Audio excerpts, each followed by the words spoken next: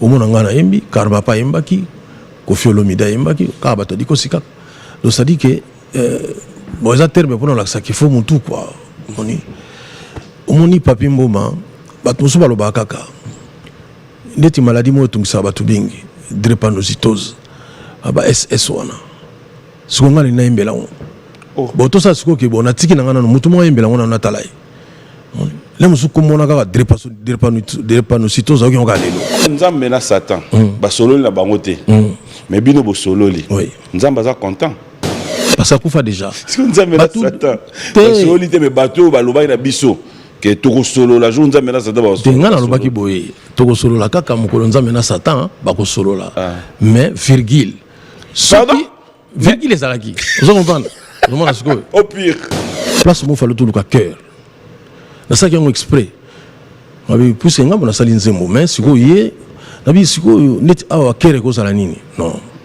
tout ça pendant la légende na kata moko na biso jour on nga na confirmer que légende na ye asuka micro quand na simi boye c'est-à-dire que na ebisio eza lokola Samsung basangani na iPhone basali siko portable moko na ebisio portable wana c'est-à-dire ba option sur la carte c'est-à-dire boza déjà ko sepe a démarrer voiture na mona benga osawa pinabi après ça mais yozo lungo yoka te osawa pinabi no na komi na 7e rue tellement kaka wana terrain wana oyibi via yebisanga lobi Adrisha oyibi nga penda na yo lobaka liwe kabola moko biso soki yo kufinga na kundio soki nga na kufi yo kundinga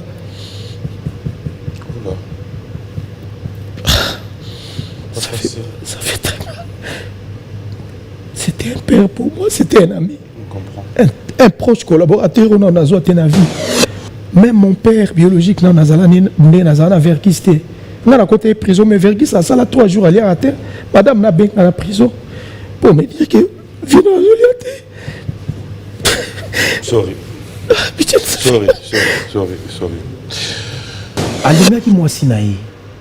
Mais nga en tant que proche collaborateur naïe via Zaki prêté au Kendessa la mariage ndi bomona ki wana. Et la femme en a profité au monde na vie toujours vivre dans le monde d'intérêt.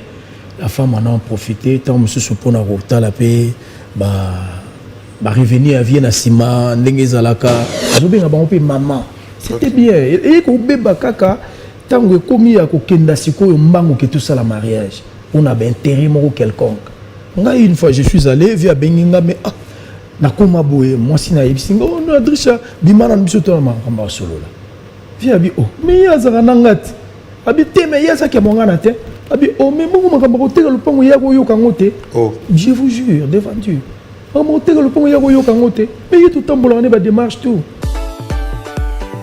La maison Stelman vous propose des prestations de qualité pour vos gâteaux de mariage, anniversaire ou autres événements. La maison Stelmag vous propose aussi des gâteaux personnalisés pour vos anniversaires ou autres. Contactez-nous au 06 63 30 36 83 ou encore au 07 81 83 15 74. Vous pouvez aussi nous contacter sur la page Facebook Stelmag.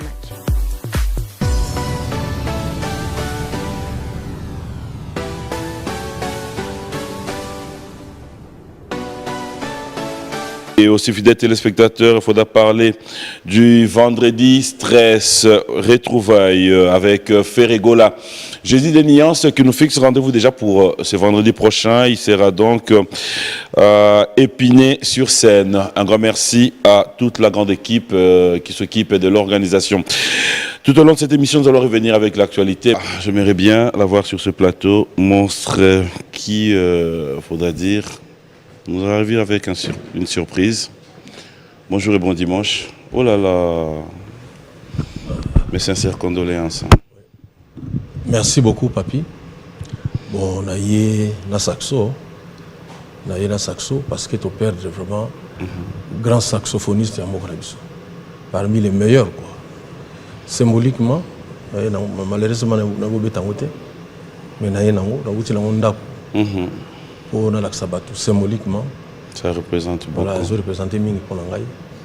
Donc type wana oya Koffi Verkis papa na biso. Ça dit que il y a robete loko yo ndenge mo kana ba américain. Ça dit ndenge mo kana ba américain. Vraiment ba condoléances mingi na bato ba ibaki et puis la famille biologique naïe. On a présenté qui peut ma condoléance et pas ministre de la culture, hein. Maman Catherine Katungu. Voilà, on a présenté peu ma condoléance et pas chef de l'État parce que voilà, ils allaient éléments na inde bazokende. Voilà, mon conseiller Mboka, Félix Antoine Tshisekedi Tshilombo, mes condoléances. Vous avez vu que parmi les gens souffrir, les présidents de la République. Voilà. Et puis le gouvernement Mobimba. Voilà, merci. On va poser ça comme ça. Ouais. Comme ça au moins tout au long de l'émission. Okay. Bienvenue dans cette émission. Merci. Nous allons nous asseoir. Merci beaucoup. C'est vrai que la séparation n'a jamais été facile. Et ça arrive souvent dans Kaya Boye comme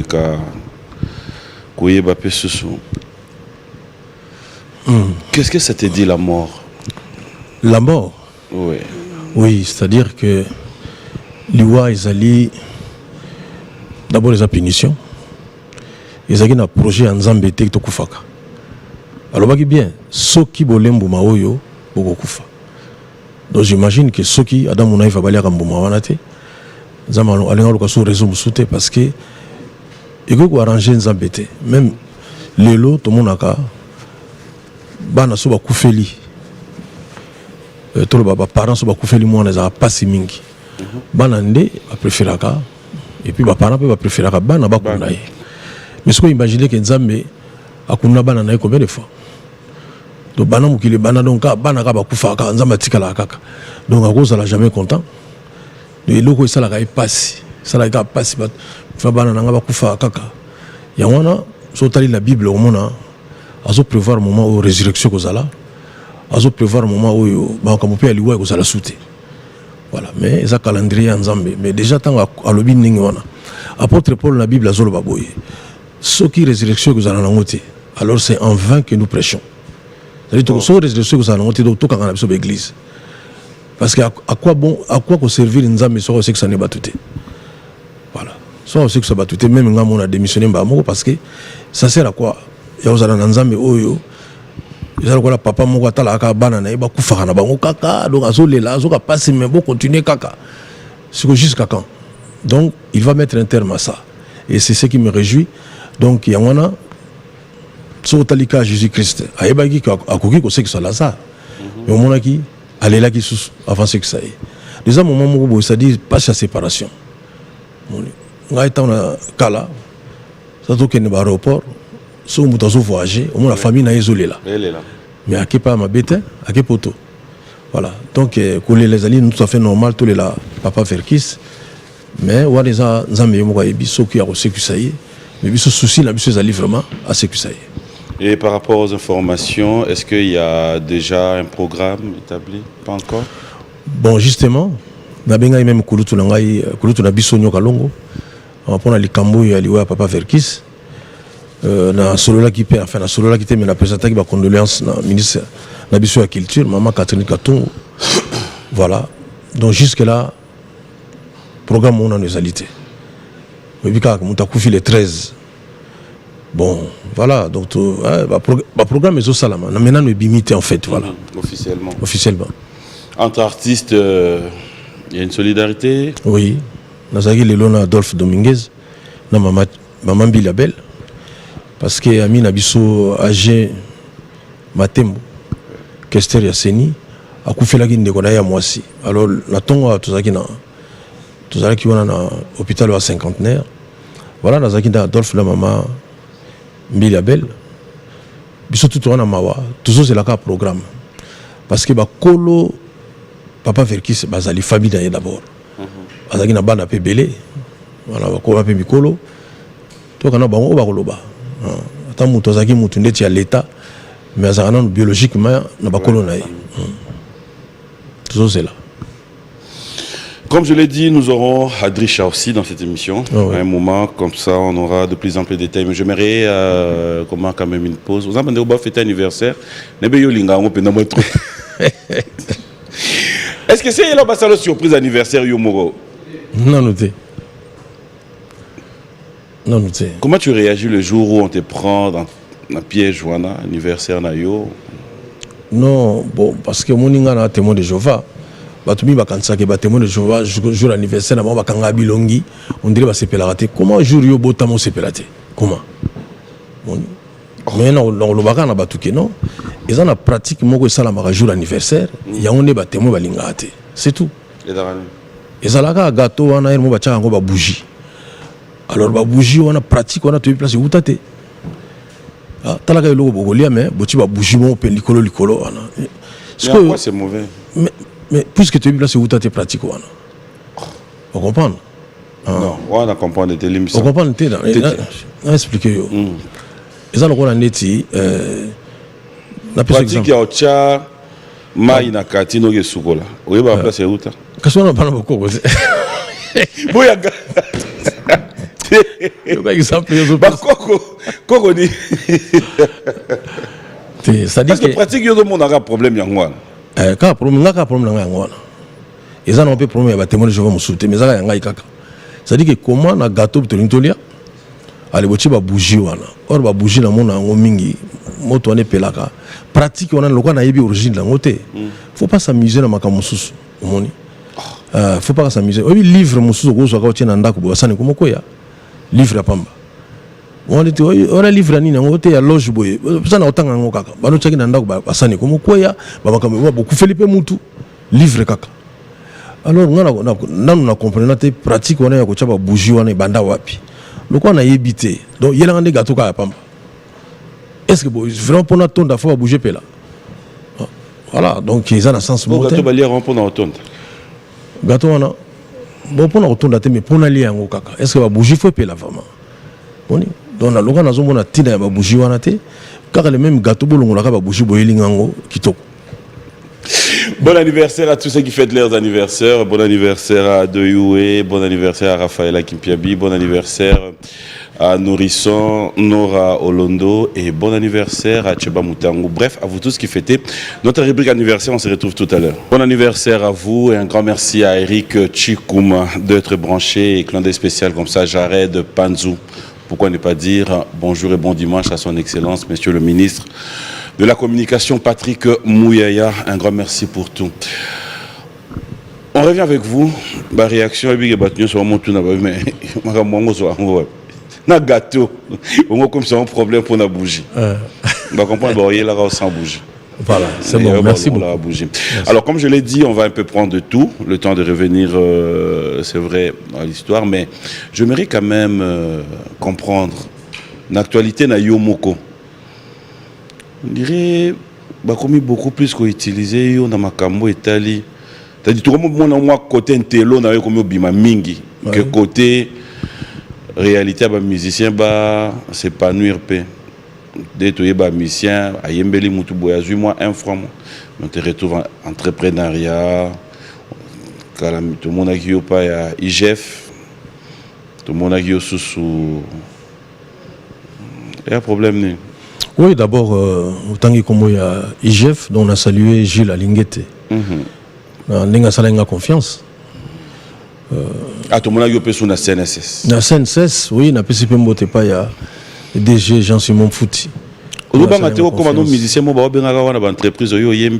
Oh, vous avez une CPLAT. Kobanga. Non, pas Kobanga. Il y a un CPLAT. Et ça, c'est juste la mboka. Les Camboya IGF, Inspection Générale des Finances. D'abord, c'est un sujet facile pour nous aborder. Ce qui est la ligne de l'Inga, parce qu'il y a des gens qui ont réussi. Oui, parce que 3 jusqu'à là, tu as un bit. Quand on peut battre mais au moins, on peut battre un bit, ça va être dikosi. Ça dit qu'il faut dikosi. Donc, ça dit qu'il faut nous tourner à songer quoi. Songer. Au moins, on a un bit, Karbapa Mbaki, Kofi Olomida Mbaki, Karbato dikosi. Donc, ça dit que. Bon, les termes pour nous là, qu'il faut mon tout quoi. On y papi mboma, batmusu baloba kaka. Ndeti maladie mo tungisa batu bingi, drépanocytose. Aba SS wana. Sikonga ni nayimbela on. Bon to sa siko ke bona tiki nangana no mutu mo yimbela on na talai. Le musu ko mona kaka drépanocytose oki on ka lelo. Donc ça dit que ça facilité. ba sujet on a ce qu'on entend maintenant que nani a quoi aborder les sujet boy tala tali babino yé tu penses qu'à quoi ça là métro kin zomo le quoi ba matcha bientôt tous en métro na kata kisasa non na go vulgariser on peut bien voilà. Mais en gros c'est ça ma crainte au fait. Tu risques de ne plus avoir le temps, il y a aussi la Bishop album, Coco Studio, c'est-à-dire au combien d'artistes on t'utilise juste pour ça. Na yango mais na oya Bishop ezangité. Si on a confié au Lomide ce que tu as manini. Tu sais parce que manzi mozolo ba wana. Et le do comme ça nga yango na. To comment? Il y en a confié dans le studio. En fait tout le monde se pose la question to comment la question point wana. Na l'action ka ke na mais ça déjà na ya Jossar. Voilà, il a Jossar tu as mis entrepreneuriat. C'est-à-dire que c'est normal papi mboma. Mutu a créé les muso entreprise naïe. Mais le quoi azaka embauché dans l'état té azomona azaka chômeur. Alors c'est considéré le quoi chômeur. Vous êtes comme Mikate, vous êtes comme Makala. Vous avez une boutique d'ailleurs. Ça dit que vous avez une activité moi de côté c'est la comme bon vivre à peine. Mais mon tonnerre sur ce soir na chômeur mon frère. Ça dit que pour na biso que ça est synonyme que ça n'est pas l'état. Faut que l'on la batu image wana. OK. L'homme le plus riche du monde. Oh le loi ali Elon Musk. Ça là ça dans l'état hein. Aux yeux alandi Jeff Bezos aux yeux ba ngoto wana ba Bill Gates. Ba tu ça pas l'état hein. 95% il y a des entreprises dans les États-Unis, il y a des privés. Donc des entrepreneurs, des embaucheurs privés, donc 95%. Nous sommes aux États-Unis.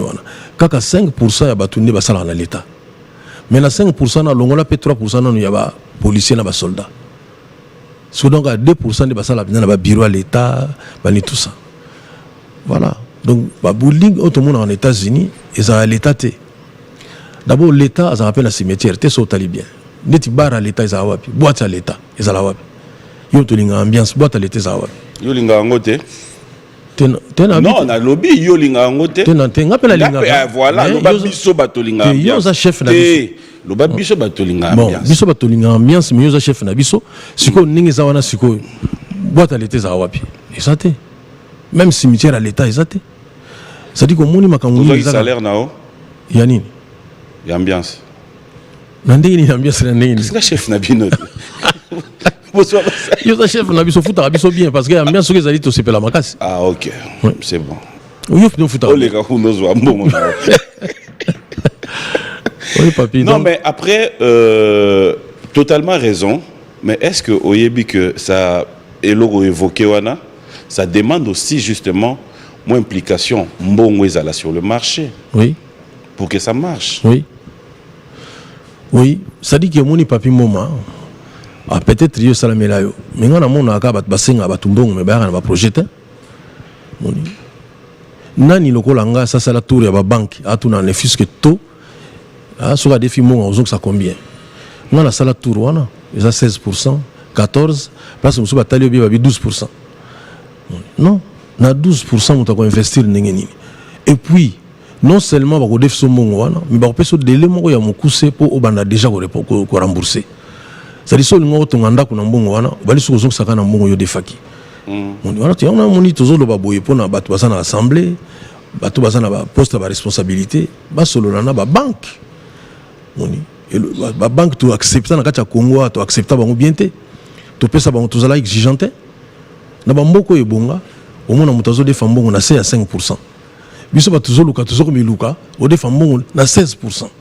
Et puis circuit voilà ozomona au défi 400 000 mais au bimi na 300 000 voilà par exemple c'est-à-dire par exemple na likambo ça la nga pasi mingi ba konzio bazolanda biso omoni par exemple na ba Kenya ba mboka presque tout en Europe ça la bongo soki mutu aza na canal sat azama mona wifi mais ya biso ko za na canal sat ata 400 ça dit que wifi ezate mais c'est quoi ça donc le contrat a été mal négocié c'est normal te mutu aza na azuza ba chaîne étrangère quoi mais bo pimeleka wifi kaka poka kotaka donc mais ça na sens te na ba Kenya awa na mboka tu za pembeni bato baza na ba canal sat donc bateau canal plus quoi, canal sat quoi, voilà. Donc batek a un mbala moko na wifi mais bisoté faut son baka ba unité nazolo baboye bon peut-être nazola musabatu mususu mais bola mukapenza parce que ba banque tout ko accepter te e ya na kati mbongo na biso na likamuyo baxi susu wana ba odef so mbongo mususu mais muso etikali su na circuit susu na likamuyo ni ngo sala délai ya ko zongisa mbongo eza mukuse trop bo def sa mutu mbongo bo bana par exemple ko récupérer ata après 7 mois on soit linga otonga immeuble ata premier étage ko si la tita ba locataire comme ça ata ba boutique comme ça na mbongo na pa bani ko abano continue. Est-ce que ça t'arrive de pouvoir comprendre que dès tout le monde est là ko ndenge po évoluer ka un jour to ko la to la moki embrasser le monde politique? Non, solution ça dans le monde politique té. Non, c'est on trouve to le bité que Lucas solution. Que na expertise na ochangope na profit mboka. Merci sur le bic na maïle merci. Mais ngana somo na maïle langeza ko kate le musupo na sa pe na politique wa. Yo mo lo baye dikosi. Dikosi ka pona sa banze mbote. Politique c'est le mususu. Yo kasi na politique atona ba merde. Donc nengo mona parlement na biso na bana maïle bazana kati osana na ngote. Bana maïle ba génie bazana kati ba parlement na biso. Ce que tu as boyer, on a une question bien. Pourquoi tu as boyer? Parce que nakati ya mboka décision pose ou après à la suivi beaucoup de décisions bien mais pour ça les là ce que biso tu es capable de faire décision bien mais exécution nango pas doit monter la soin intérêt na bango. C'est pourquoi il est difficile. Même na ba famille so mutakufi yo ko ça idée moka bien na monto kunda na mboka ba bi yo idée bien ce que yo tche combien tant que na monte bien les fans na idée na yo wana tika ngona na place ezali wana parce que bateau ba bimisa mbongo ba sala na idée na bango et puis na Congo to comment na défaut moko boye moni idée wana ezaki idée na nga au lieu sepela ndenge bazo bongiselo exploiter idée na yo yo sadi ko lingi donc idée na yo faut le bilango quoi hein et ce sont comprendre connaît to comment ils a défaut mo na comprendre ngote c'est-à-dire que na mutu achikele musoka mungu na biloko so moni ndenge mungu yaki na biloko na ngamela chaki yango on va dans sens de parce que ça au chat te ba ngo so ba chaka mungu donc comment welela ba biloko mo il faut pas ko welela donc si bien que na assemblée député mo ko bisa pe idée moko ya bien batalier boye yona na ngwana ote bo na alonga na ba idée na yona c'est-à-dire que voilà ba boy idée kaka pona ba boy mutu apesi yango. Mais idée en soi, ils allaient bien. C'est ça. Moi, c'est juste la tête de la personne et le peuple. Voilà, tête à personne. Des moments pareils, ça l'a bien parce qu'on peut en profiter aussi, apporter un plus. Nous avons moins chance, peut-être que Bakondiamboka, un chef de l'État, a joué rapide tant, il y a Hollande Bisson.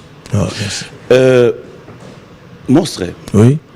S'il faut placer un mot, ça ne serait pas genre tout quota politique, mais s'il faut placer un mot, ndenge mboke kendele ndenge to vendre biso nyonso chef de l'état en tout cas logo pe faut tikate et logo pe faut vraiment tala na nous bateau pe balekisi. Si l'occasion t'est donnée aujourd'hui de pouvoir placer un mot par rapport ya ndenge mboke zo kendele, ça serait quoi?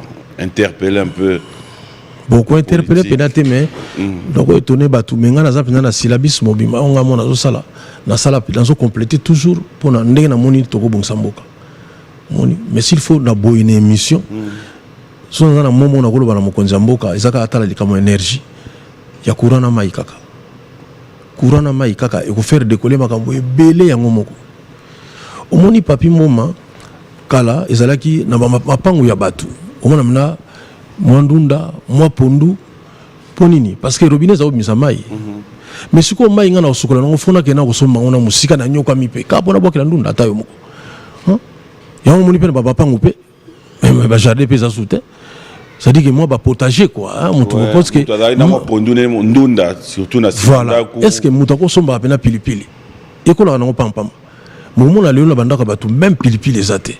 Parce que oui, que non, moni déjà mai on a osokola longo fona soma o musika na memi pena bona na ka pona bokela ndunda te to zela ka mvula alors que yo moko yebi même bilanga leso ya minene bazela ka mvula te mo faut provoquer arrosage voilà et puis courant soko ezana ngoma me belé otambola yango moko on a ko lobaka yango na Merci beaucoup. Alors, on va rapidement parler de tes featuring parce qu'on en a parlé tout à l'heure.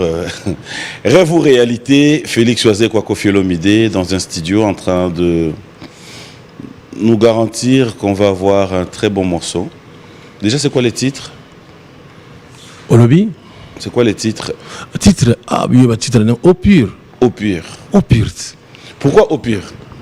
Au pur, c'est-à-dire que Talanzamba Sarki Mokilio, la terre, 70% c'est en maï, ma belle a 30%. Aïbagitina est maï, Aïbagitina déjà au pur. C'est-à-dire que nous avons une importance pour Nabiso Batou. Voilà, au pur, il y a un topé ça va bébé.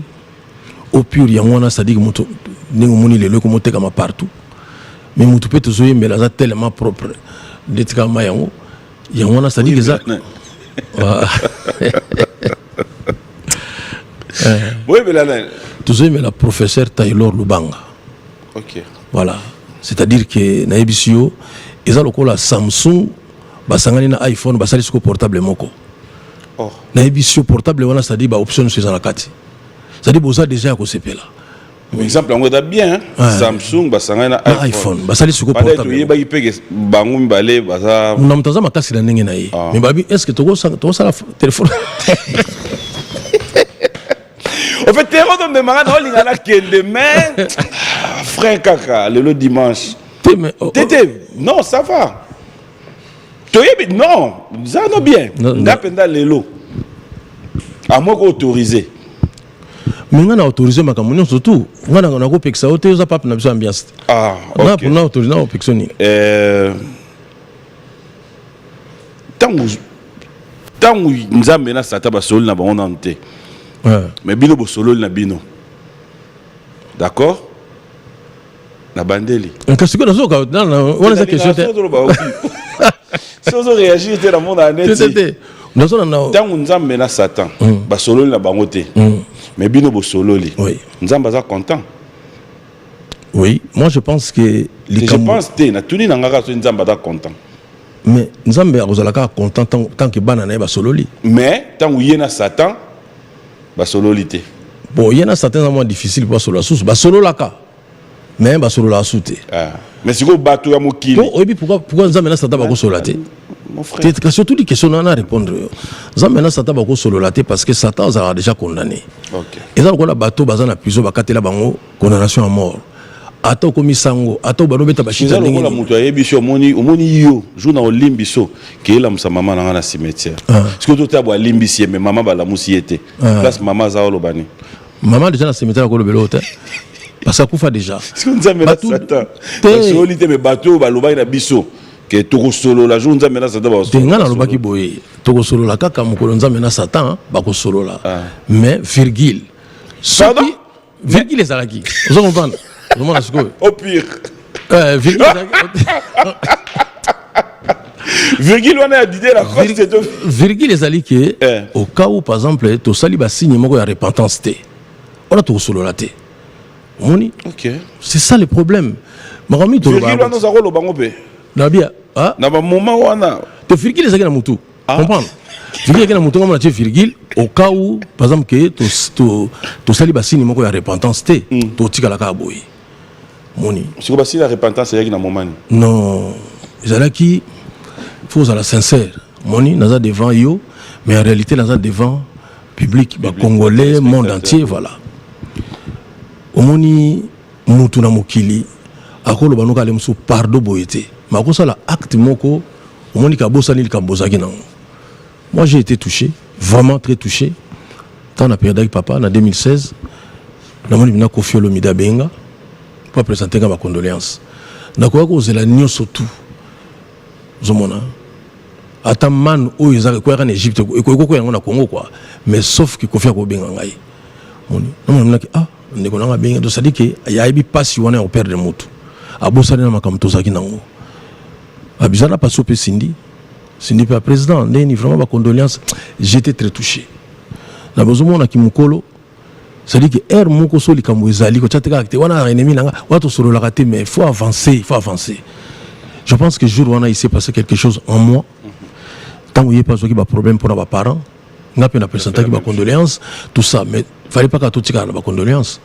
moni parce que bosala ndeni na bato bakota bitumba na bino wana neti bato bazaka na yo bango mpe bamona kaka ah patron na biso leader na biso na wana basola te bango mpe basomi na bango likambo po ezalaka bon ezalaka bon mpe soki mwasi na mobali bakabwani ti siko bosali napesa exemple moko neti mwasi na mobali suka nanu mpa na makambo tolo kasi réponse nango yango te soki mwasi na mobali siko bakabwani kasi bafamille pere mope bakabwani mpe kamanda mote miso boyoki ke bazongani yo baka no ngana akontinue ka boka bwana bino kwa yo mpe fo zonga mpe ozongi ke no vi alimbisi mwasi na ye to mwasi alimbisi mobali na ye siko match ya mutu oyo akoma ofinga mobali ya bato kasi ezalaka ndeti mutu mwana alingi akende poto akabi bilama na ye me akomi kuna barefule ye sikoyo bato wana bazosala pantalon bakimi lisusu ye bien parce que abiki mutu one barefule barécupere pantalon non c'est-à-dire que yo oza mutu osoutenir waseko moni sikoyo yali teke nake poto nakabi bino pantalon te nakabaki nano te ntango oyoki ke barefule ngai kasi oyo nanga bapantalon donc ezali ke na minute wana bato oyo ya solo baba donc bon comme babongisi y a pas de problème quoi voilà. Mais ça n'a pas tout sous faut accepter par mon arabe. Ce que tu as se retrouver dans le studio, comment tu trouves? Extraordinaire. Qui est fan de l'autre? Disons que nous avons fanatique à Koffi Olomide. Ah ok. Nous avons fanatique à Jibem Piana. Yawera Son, Alain Makaba, Sosu Mutolokola, Bouron Pela, na Alain Pela. Mais fanatique d'abord il y a Vandiawa. Nous avons fanatique. Nous avons fanatique il y a Fali, fanatique il y a Ferré, il y a garçon il y a Kamuisam comme Soussou Fabregas. Mundibu ça dit que ngana zala dona bango to basaba idole na ngai moni ça dit que non mais jour on a ce temps ou bien bo ki na ngo temps ayi na studio jour ali bosso siko azu guitare pour déjà ba non mais guitare on a bien té guitare studio asimbika aussi mama guitare bato abilo eza bien té pour guitare bato ko ba ambika eza bien té papa accordant ba no beta papa ngala bina mais mutulanga yo donc beta kaka bi mais banze mona tunga beta nga mona studio ou tuna popolipo ou tuna bango tuwana mais mona mona beta katena ima na concert mais na studio na beta ngai moko na bi obi ko rappelenge lo mo nga na perda eloko wana kusenga na kipe na zo beta na zo yemba mais ya tikala na ngokaka alors na nzembo siko ya au pire to zo bela ta elo lubanga place mo falo tuluka cœur na ça qui ont exprès mabi pousse ngamba na sali nzembo mais siko ye nabi siko net awa kere ko sala nini non tout ça pendant la légende na katamboka na biso jour wana nga na confirmer que légende na ye azuka micro kana na simi boye azo ndikisa ka kabone tout ça bazo yoka na ndeni na micro na mona kama mo pan abandi lo moko boye pas asilisi tete zo sa so musique ba tia kero wana ezali parmi ba kero esi nzembo kaka ndenga yemba ki wana kaka yango wana kambala boko. Je ne pense pas que c'est ça ce qui est important.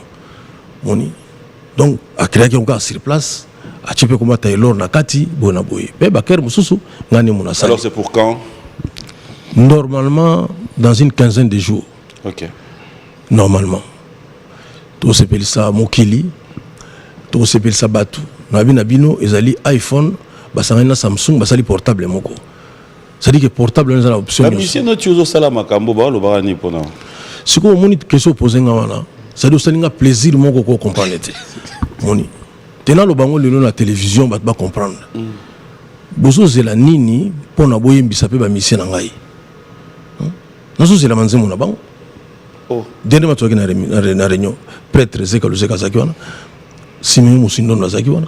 Nabi mais siko bino lobi ko koma nino moni wazeka ka banze mone bima ngana bimisa su album tena mo bimisa ba single avantage nango ezali à tout moment ko bima mais na bina yo ba musicien na éviter quoi so bo éviter so faut ba on a prière na éviter so faut sande nini ozolo ba musicien na yo mais oui mutozo na nzembo zate oh nde na zabo na zamba commande banze musu déjà mais ya bango na zo mona te quoi ti ko manini bon ndilo ba accompagner ka ekaka te na lobi on le na TV ba musicien baza na nzembo te yakocha ba musicien na yo yaza na nzembo te donc bimo do le kananzela pe lobi bimi na ville au côté placement na ba téléspectateur ba te ba musicien waze ko baza na ba nzembo te ba nzembo te tika na loba boile spinga na bango tika parce que moni bato ba supporter waze ko to benga bango ba cultiver moni ba cultiver nyo sika bozali oui ba ke ba cultiver nyo sika bozali ngo ba teka ba universitaire mais bato ka baza na mo culture ata ya bokoko mais ça culture bato to baza ba cultiver ba ebike non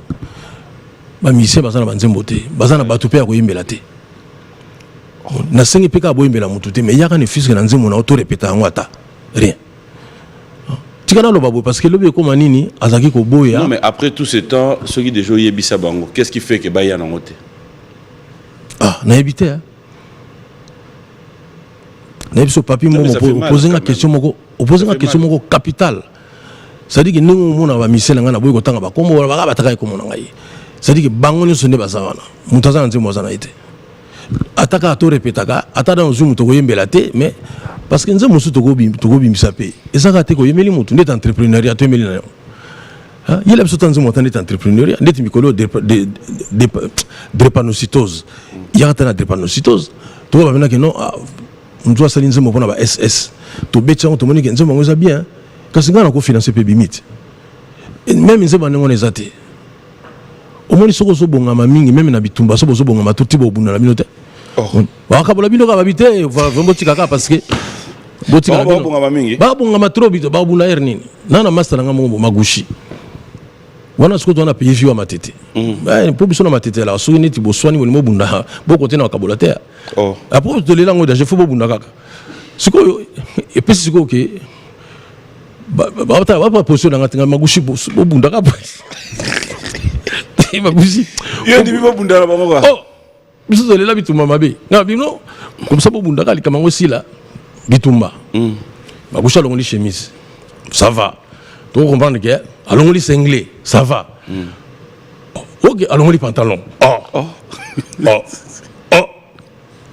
bon ebiso ki alongoli pantalon fo mona lingwa na mo bimaki ona sa ya magushi wana pour bunda te botika di yo mona ba brise liso avant bitumé bana wakiba longola bilamba kaka ninga la tiwana te bilamba so parce que de ce mona mutazo longola presque tout quoi ngabi yo sala poso bunda so bulumu bende ni yo sala pour la bunda c'est ali ko bunda te comprendre so gagner temps longola bilamba ya bon intervenir bon intervenir. Qu'en est-il du cas de Gessac, Gabana, Joss? Au Gabana, azar orchestre na yemoko. OK. Na yeda qui est pour nos studios, pour nos makambo belé quoi artistiquement. Je sais que ça dans mouvement, Joss, Basset and Play, kasi batwaza na manzi moté bango na te. Joss pas dans manzi moté. Na solo bango bo poser une question ça c'est l'album. Kasi ko face à ce album te nzembo kaka moko. Azana ngote. Na moni on te. Gessac. Ya ça na ba crina il y a un problème te. Moni mais en tant que chanteur akoko ko sala nzembo. Nazo senga ba nzembo na bango même ya ba danseuse. Moni pona mona ka toi danseuse moko miko. Ya yemba. On va souffler en musique le temps de prendre Adrisha parce qu'on n'est plus par le temps. J'aimerais quand même demander nzembo niego se peut sauter siko. Entrepreneuriat. OK. Tout le monde a joué ça. J'aimerais qu'on dédie Nzembo, mais pas artiste musicien moko. Nzembo, il y a siko. Oui. On a dédié pas Blaise Boula. Blaise Boula. Oui. Pour entrepreneur, puis na bangwana. On va regarder cette chanson, fidèles téléspectateurs. On se retrouve tout à l'heure avec Adrisha sur ce plateau. Voilà, de retour sur ce plateau, un grand merci à Patrick Abouy KPK Service et Trésor Moutiki qui nous suit en ce moment depuis Bukavu. Clin d'œil spécial à toi. Merci à Simon Ikamba, merci à tonton bel ami et tous ceux qui vont devoir passer ce soir chez Tabou. Bienvenue à vous tous. Merci à Jérimbourg, Rola Yézé, Arvel Norblaise, pourquoi ne pas dire clin d'œil spécial à King Makiadi et bon retour à Kinshasa. Après ça, King. King, Mote la King Makiadi. Abetenga li Solomon ya Besui. Ya Besui. Y'a qui bien t'es? Soyons qui t'es bien. Allez, on va recevoir Adrisha sur ce plateau. Bonjour président Félix Oisé, quoi, monstre d'amour. Bonjour. Grand prêtre Ndoula à Congo dit. Merci. Grand prêtre Ndoula à Congo.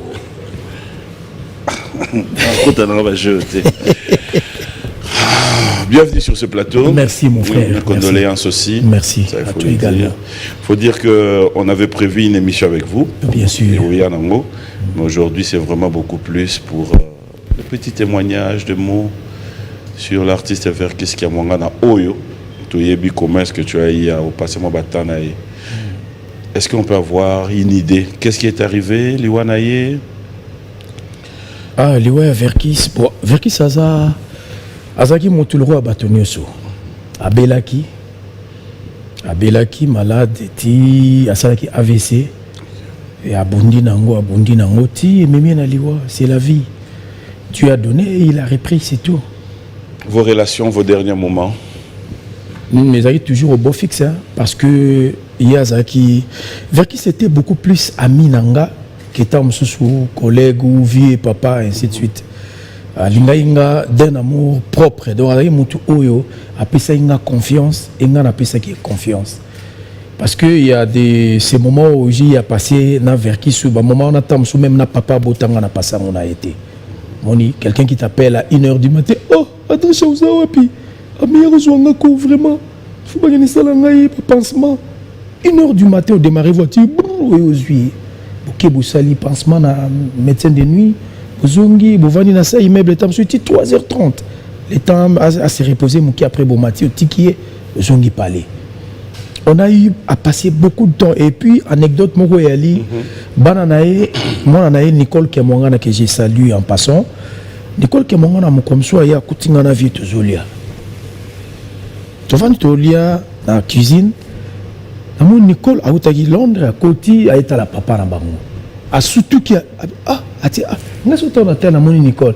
Ah, oh, Nicole, oui, papa n'a comme calé là. Tu sais, papa Bango ici. A bimi à Kena Salo à Salingasine. Na bimi na Yena Salo à Ibsinga Biaya. Au sala papa n'a biso nini. Nabi n'a pas compris. Oui. Abi problème n'a abi non.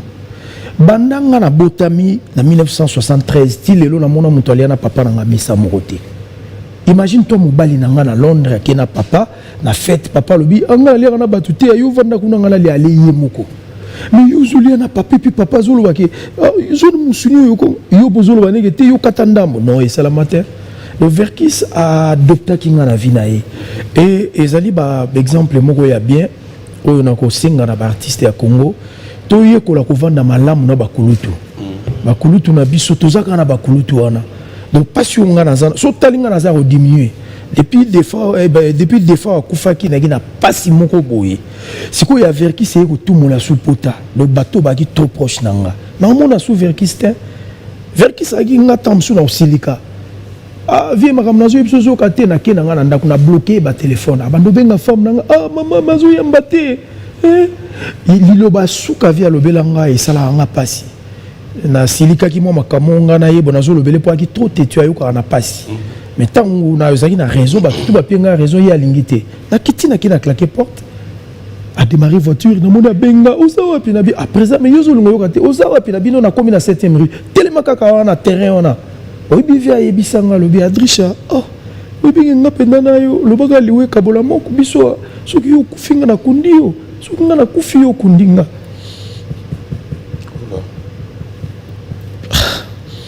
ça fait très mal. C'était un père pour moi, c'était un ami. Un proche collaborateur dans la vie. Même mon père biologique dans la Verkis. Dans la côté prison, mais Verkis, ça a 3 jours à aller à terre. Madame n'a bien dans la prison. Pour me dire que viens dans la Sorry. Sorry. Ce ne sont pas des cas faciles, c'est vrai. Et avoir tout ça, avoir des gens qui sont tellement proches de nous, avoir les gens avec qui on a mené un combat, arriver un jour comprendre qu'il y a la séparation. Est-ce qu'on peut se dire aujourd'hui que ce ne sont pas des occasions entre artistes de pouvoir comprendre qu'il est temps de mettre la paix dans le monde de surtout la musique? Parce qu'à voir Adrisha, moi je reviens parce que vous avez un plateau, on a vu tout ce qui s'est passé dans Mamba Sokoda. On a vu tout ce qui est arrivé vers Kiss, côté Nabira Sokoda, Koto, Vieux Jossard, Koto. Est-ce qu'elles ne sont pas des occasions comme ça, en profiter pour chercher Yaroucha Kimia entre nous? Vous posez une question très intéressante. Aujourd'hui, quand on a un Kofi par exemple, Batu ba vanda te, batu ba vandi sa biso te, batu ba bisa mbongo na bango te poto solo la. et là on a faut battre on a actif yangana kofi pour battre so baza na discussion il faut nous ba konzi ba intervenir battu ba bimisa ba mbongo ba sololela wapi biso ne to comme si mon kilketa to yokani biso moko do to côté l'état et le monter siko pe susu au pire réseau susu ça dit que tout ça quand on a pour nous ça va tout plaisir question on y opposé na pensé na baleki na lokola héritier Watanabe na pensé na baleki na lokola ba bina filé ba mundibu er mon ayoka ba sona wana bon on peut comprendre mais ba makambo yo depuis que reine Angleterre a kufaki na changé idéologie mingi parce que reine Angleterre a comme le quoi dit Tour Eiffel donc ça dit kufa ne souté depuis que donc ça aneka wana quoi on dirait mutu bon coupable on dit que reine Angleterre a kufi ça dit il faut te profiter tant aux en abomoyi tout bon ça ba relation tout ça la bien abattu et ça difficile mais bato so tout nanga be so boso ndina kofi bo bébé sisus quand to bon ça le souti ouais moni so to bébé sisus allez tu vas sur Canada à 2 ans allez c'est maintenant tu vas regarder aussi to mongi sisus ko et ça ningi wana parce que ko comprendre te ningi to zaki ko se mankané moi mena ki moto yo zelaka au pire kaka iPhone basangani sikoyo na Samsung basali portable moko au moins na portable on ndengeza. Adricha, proche des enfants, proche de la réalité,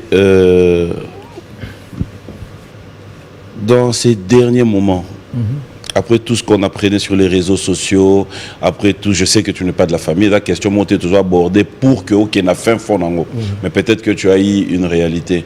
Après tout ce qu'on voyait dans des réseaux sociaux, le mariage, tout ce qui va avec les enfants qui vont venir pour Balouka, d'accord, comment il réagissait le vieux? Bon, le vieux, sa réaction était une réaction et un homme sage. Parce qu'il savait quand même gérer les tempéraments. Les tempéraments de sa femme et les tempéraments de ses enfants. Donc, Azaï a joué un rôle prépondérant dans Katia Makamouana. Alinga qui moi sinaï. Mais, en tant que proche collaborateur, vieux Azaki prêté à aucun de la mariage, dit que mon akiwana. Et la femme en a profité, au monde a vie toujours vivre dans le monde d'intérêt. La femme en a profité, tant que M. Soupon a reçu la paix, revenir à Vienne à Sima, Ndengezalaka, reconnaître le pays, mais c'était une erreur monumentale. Parce que le vieux aimait beaucoup Banaou et et puis il aimait beaucoup sa femme. Bon, moi, si kaka va calculer la bonne moi, c'était surtout Balaninde dans Rouvanda. Mais or, via Bala qui est déjà dans bon. Basala qui mariage coutumier et les cas bien moni mais tant que makamoni salami d'abord nga ba benganga penda ponaya na bengi vie alobananga mais imtazo memangai na makasi na fuma makambo na zolinga nga ngote vie alinga ka ngote et salir vie batutu ba mona ki vie lokola mondi mutu moko bo netika donc na ibi kutene na roloba ki ungumo bo quoi or vieux il a fait par contrainte. Donc la femme lui poussait à ressembler. Alors au moment où nous parlons, la femme est dans ses droits aussi. Bien sûr, elle doit se retrouver dans ses droits parce que c'est une femme qui a eu à vivre avec le vieux durant longtemps. Bazana Bana, moi, elle peut avoir 21 ou 22 ans. Donc Bazana Bana, il a mis balai d'Ève, elle a 16 ou 17 ans. Donc, Bazana Bana, c'était une femme où avant d'agina vieux. Même ma maman n'y surtout basi à vieux, ya bazo mon appé moi si wana, bazo zalana épée, azo benga ba opé maman. C'était bien. Et ko beba kaka tango komi ya ko kenda siko mbango que tout ça la mariage. On a ben intérêt moko quelconque. Nga une fois je suis allé via benginga mais na koma boye moi si na yebisinga oh no Adricha bimana biso to na makamba solo la. Via bi oh mais ya zana ngati. Abi te mais ya ça qui monga na te. Abi oh mais mon makamba ko te le pongo ya ko yo kangote. Oh je vous jure devant Dieu. Mon te le pongo ya ko yo kangote. Mais il tout tambola ne ba démarche tout. Mon frère na tambola na vieux na sala na vieux makambu tout. Je dis bien tout. Mais tout ça tout va en amitié. Je peux moi copine, il vient pas copine, bon kepe bozo vivre. OK, veut place moi bon melipé, bon lépé moi tabac nezalaka. Donc c'était un ami intime. Je connais tout, makambu tout ya Verkis. Ngala batbaye baraté na bandana Verkis depuis 1987. Oh. J'avais oui, 87, j'avais quel âge? Dans Verkis, Parce que moi, je suis dissident, transfiche de Victor Eleison. Tant nous, on a vu comment Wingé a levé les rideaux. On a levé les rideaux. On avait vu Santerre. J'étais là, dans autant d'articles, mais on a la Victoria. Donc, vers qui se n'est pas. Pourquoi on a quoi bon? On a quoi bon? On a Mikili. On a Mikili. Il y a un moni na katiete. Il y a un moni dans le but que bango ni surtout dans un fan na bango. Moni, ba musicien mingi ba beta musique lelo, na ko le ka bango na âge, mais na bana musique na retard. Moni, ngana za otanga non maka mususu nan. Bible bandeliti suka. Donc voilà, donc babilo ka nengona quoi, ça dit que ba makamoko boy o lelo ils ont servir mboka. Voilà. Donc il fallait mbato. Au moni na makamoni surtout faut bato se sacrifier à bazala. Ouais. On dit à se sacrifier, donc à mon amortisseur, il y avait Verkis Negezo qui est l'aime. Voilà. Moni. Pourtant la place à Outinaï. Et lelo ye futanga. Yo posana mutu moko bongo. Bon ngai na nazaka na Papa Lutumba. Papa Lutumba azali souté. Mais na ko lobande nini. Lelo nazana ba relation bien na Adrisha. Nazana relation bien lelo na relation penande ya daki na yo posana mutu moko bongo. Bon en dehors de la musique. Est-ce que c'est président na kato mokena pesa pe moi idée sur question na yo wana. Au moni mokili ezali escalier. Vie to vivre dans un escalier. Sotali nga naki petit ya vie le tour ya vie Verkis. Président azé quoi azaki petit ya vie le tumba. Bakina kotissé ba relation moko soudé makasi. Mais lelo oyo nga pe petit ya wazé quoi. Mais tout ça na ba relation moko mon frère au kondi matin. Donc la relation na présent wazé quoi eza au beau fixe. La relation moko donc est débordée ya memanga ti pa maman nae a présenter nga maman le vous maman moi na me soucier. Ngai femme na nga boti pour la première fois. Na bengi na bi presse mère boti ah félicitations et félicitations habité yo faut pesa moi na Kombo. Aboti ke nga 2-3 jours na luka Kombo. Apesi moi na nga Kombo Lévi Israël. Na pesa Kombo. Yemoko. Présent wazé quoi. Et puis, tant que comme si le roi est dans la maternité, il faut notifier on est là. Natie comment on a mboko ya bariko. Donc mon anaza bariko wazé quoi. Donc non bariko poste non wazé quoi. Prénom Lévi Israël. Donc dans le niveau de relation. Tu vas te moi na rôle on appelle l'école. Kasi na lobi non le congolais na do tu na kolo moi. Le congolais ça mal non na do tu na. Oyebi yo mo lobi aux ambianceurs le kolo wana bena so mona la ndango bakisi susu na verbe o bakisi dikosi. Ah non. Oui, continue donc. Oyebi on est vraiment pris, on est à la fin. Oyebi mona wana jour ba zo bimisa faut ba maternité bariko wazé quoi. Oh wazé quoi zalia mona wana wazé quoi. Mais oyebi ke na kata maternité et ningani. Oui, ba ko betara pe mwana na bakanda wazé quoi. Non mais ba kombo wazé ko mutuma linga wazé quoi. Tabi seki wana mwana mbata. Il y a la grâce, il y a batutu balingi. Parce que ayebi ko tisser la relation, ayebi ko vivre na batu. Na oyebi selo mon abi na ko lo bango tam suna na lo bango mo pandi na lo bango le. Est-ce que oyebi kenga il y a tela une année na voiture té.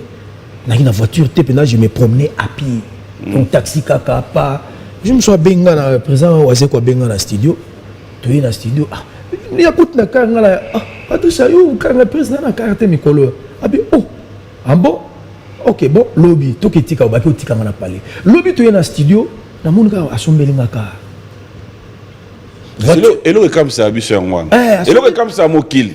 Yo mutali banda zo sombelo mais ba porte parole ne na ba musicien ba onyo comme pone a sombela bango te. Je voiture ya mystique. Yo bi je ça je voiture na anglais ne. Non non, nga moko na zo mona. Kasbi kende bizonga. Non non non non.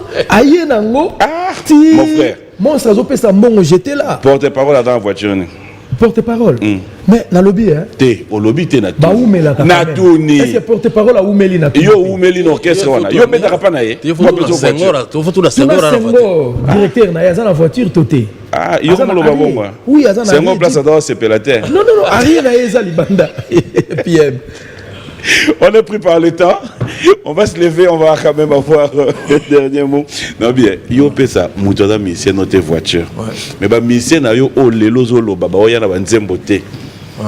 ata vélo bazuite on ka baya na nzembo na mudea bon moni monsieur foyer banana musala na yeda ouais banana voiture terre voilà sinon te ba lobela plus voiture na yo que musala na yo amen voilà ngala sana ndeko nga afandi wana zeka luseka bilo muso apesa ngale musona lata to ba dépenser ya sala na limite ka sala la ngo penda le muso ba propre leki na ya même sang ya sa cousin nga non c'est à dire que elo muso apesa ka mutu pona valeur on a vu que mutu était a cause la boete de tu ngolo osanga kar benganga benganga wana bengo soki na zangi car to ata soki ezana benga o comment on de wala carte déjà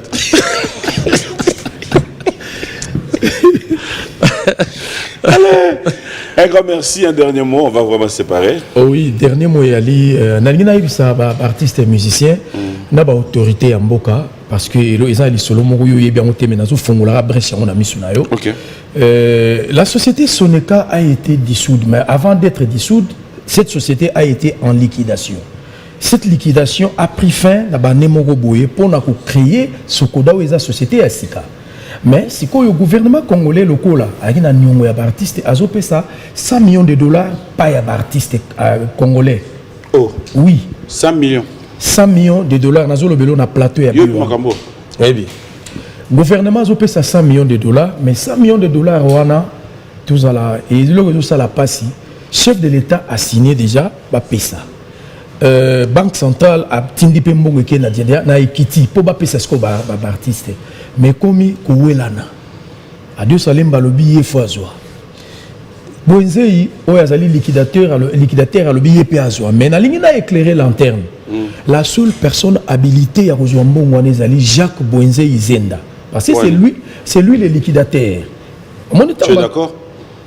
Bon, nabi dossier na niveau ya bakombote. Ah OK. Nabi ka mama mbongo kaka ngana posa na ka montana maboko ça va ata moko na ngona yebi ete premier ate. Mais il y a un liquidateur.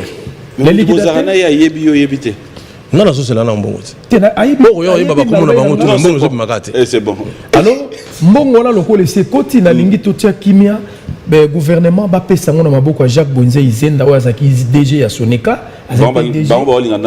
non bangote ba tout même président Josar Nyoka Longo lobi aza pour que Bonzei azwa parce que c'est lui le liquidateur selon la logique mais vient na biso a Dieu Salemba a lobi yende fo azwa c'est là où pose problème tout le monde a biso no soto makamba matanga des fois comment et les cas qui a 26 000 et bunga ndengwana alors to lingi te to retomber la même bêtise to lingi to battre là yo ce que vous préférez na nyazwa na bango mbale ça dit que so pona nga bango mbale basa l'examen wa ko so examen wana yini ba pesa mbongo examen za yandeni ata ya grammaire verbe avoir au conditionnel verbe avoir au conditionnel pour na conditionnel za la na temps présent na passé parce que verbe avoir quand na conditionnel verbe avoir kaka so bo zuma mo to na subjonctif la subjonctif kuna ce que ça na 4 temps c'est basuité ah on a t'éviter faut pas passer beaucoup examen sous quand tout mon face moni soit bo yema hymne national banel tisuka ah c'est dit qu'il faut examen go ça va question.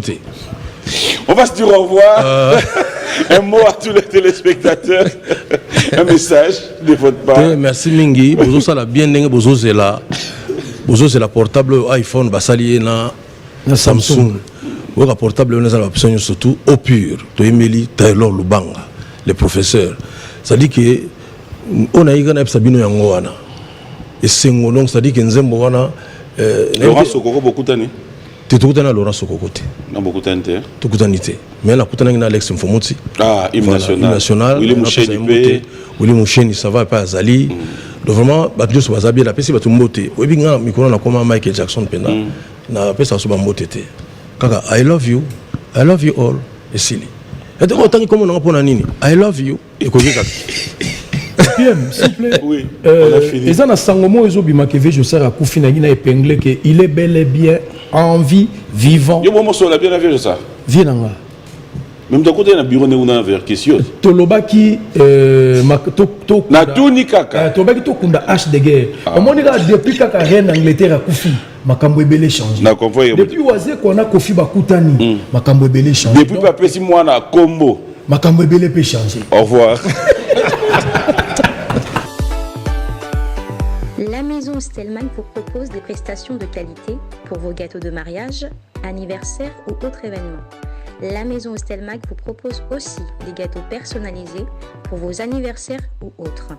Contactez-nous au 06 63 30 36 83 ou encore au 07 81 83 15 74. Vous pouvez aussi nous contacter sur la page Facebook Hostelmac.